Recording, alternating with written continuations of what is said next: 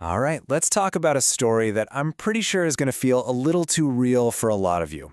It's that classic late-night saga of huge ambitions, endless distractions, and, well, that moment you realize you've made a terrible mistake. Welcome to the Procrastinator's Odyssey. So, our story kicks off at 11 p.m. The energy is buzzing, the coffee's probably brewing, and you make that legendary declaration. Tonight, I'm going to crash the whole system. This isn't just a study session, nope, this is a full-on assault on the syllabus. And this is the first, crucial stage, the 11 p.m. vow. It's that magical moment when the grand plan is born, forged in nothing but pure, unfiltered confidence. Books are open, highlighters are at the ready. You feel like victory isn't just possible, it's inevitable. I mean, this is peak self-belief, right? You're literally feeling like even Einstein's got nothing on me tonight. It's more than just confidence. It's a feeling of complete intellectual invincibility. Your mind feels like a finely tuned machine ready to absorb everything. Or, so you think. But how does this perfect, foolproof plan always start to crumble? Well, that brings us to the next fateful phase, the just 2 minutes lie. This is that first tiny crack in your fortress of focus.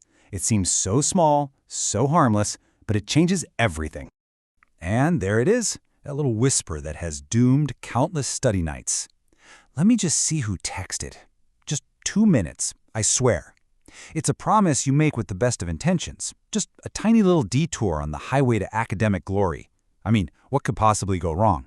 And notice the little halo there. See?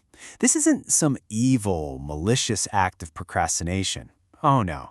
It's just an innocent little break. Just 2 minutes. 120 seconds. A quick pause before you get back to being a genius. But those 2 minutes, they're a gateway, aren't they? Welcome to the next chapter of our story, Lost in the Scroll. This is where that quick check morphs into a deep, deep dive down the digital rabbit hole. So you glance at the clock, and suddenly it's 12:30 a.m. An hour and a half has just vanished. The textbook is a distant memory, replaced by the urgent, burning need to share a hilarious meme. The caption says it all. Bro, you gotta see this meme. It's absolutely lethal.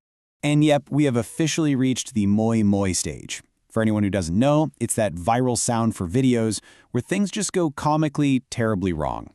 It's basically the theme song for a disaster you can't help but laugh at, which pretty much perfectly captures the feeling of being lost in the scroll.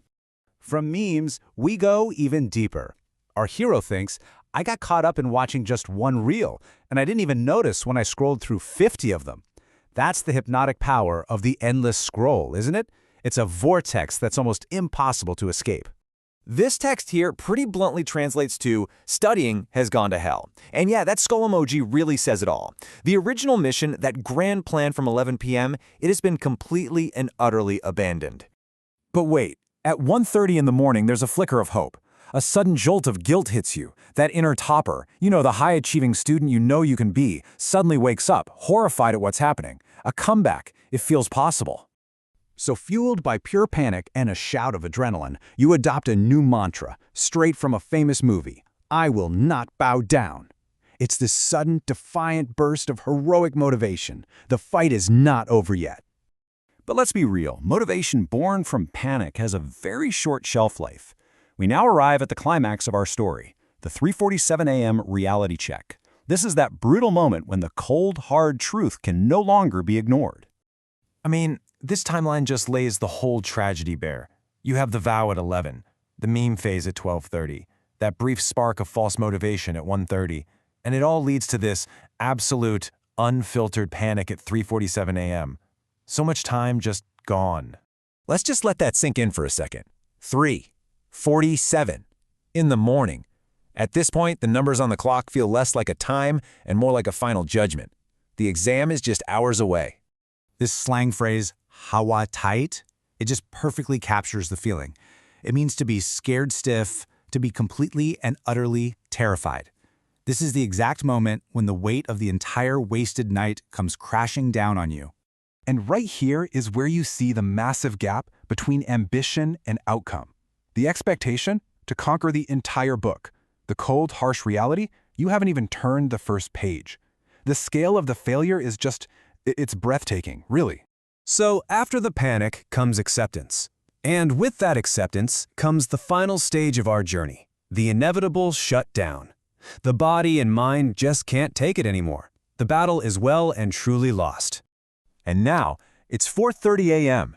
Our protagonist has an epiphany, a moment of profound realization.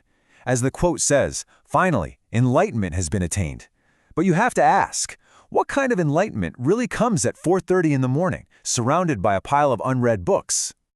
Well, here's your answer. This attainment of knowledge is the deep realization that after a certain hour, the only logical, sensible, and achievable goal left is sleep. All other plans are just pointless. And so, the system that was supposed to hang from studying all night finally does shut down, but from pure, total exhaustion. The struggle is over.